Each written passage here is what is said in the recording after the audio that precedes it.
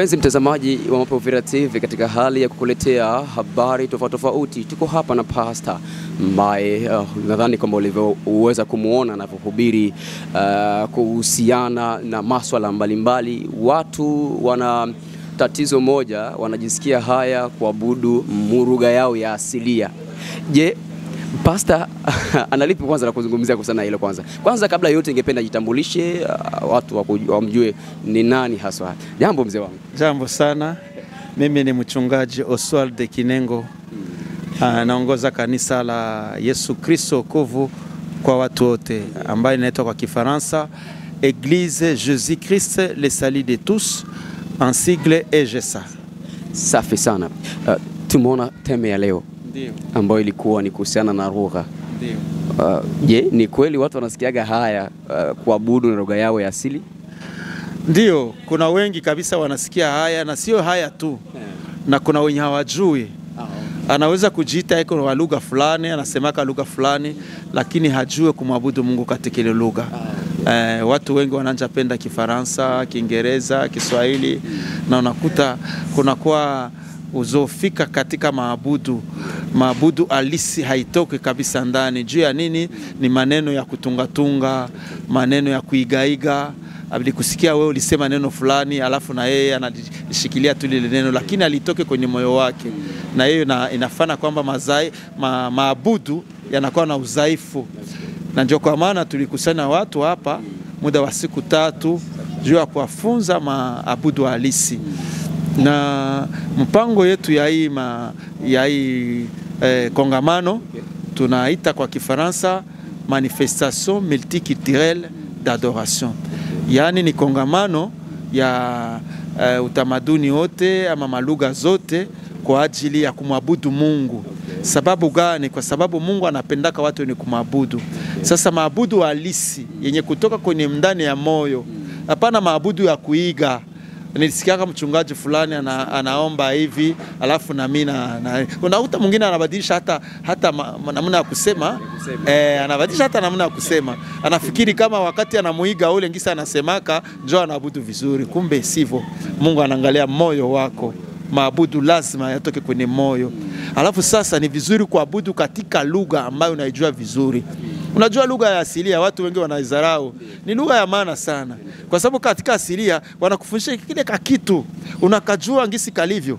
Alafu sasa wakati uko na maabudu Mungu katika ile lugha, una urahisi wa kutamka masemi ambayo ni ya misingi, inaambatana na maisha yako, inaambatana na ukoo wako, inaambatana na ngisi Mungu alikuumba.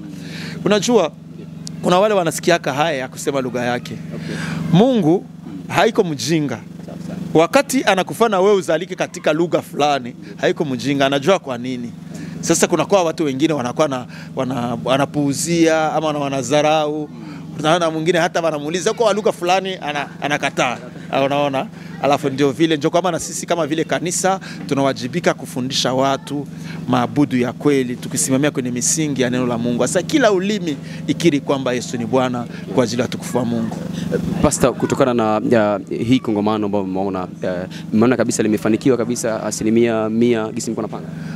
Ndio inafanikiwa. Unajua Mungu wakati mnakusana watu kwa ajili ya utukufu wake, yeye yuko hapo.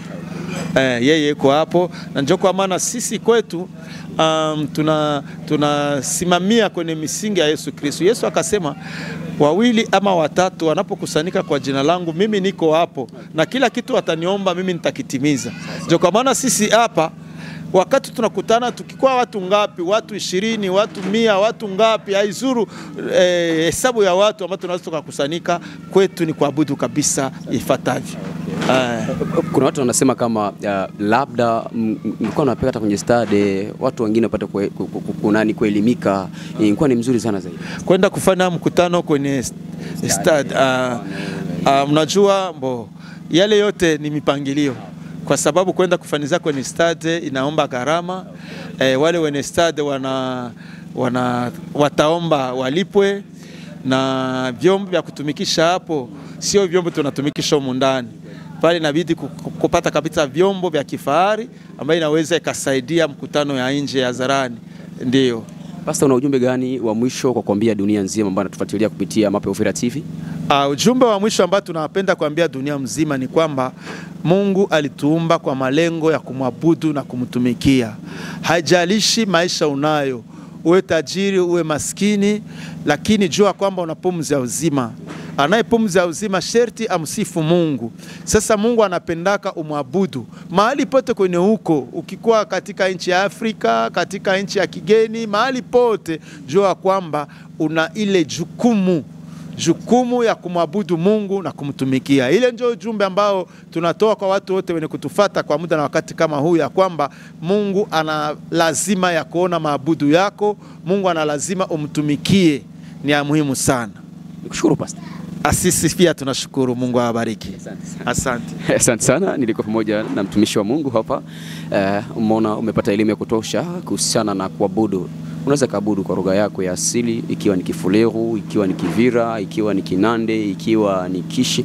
Yote unaweza kuabudu na Mungu anakusikia. Nikushukuru sana. Nyuma ya kamera ni Excella Kashindi. Asante.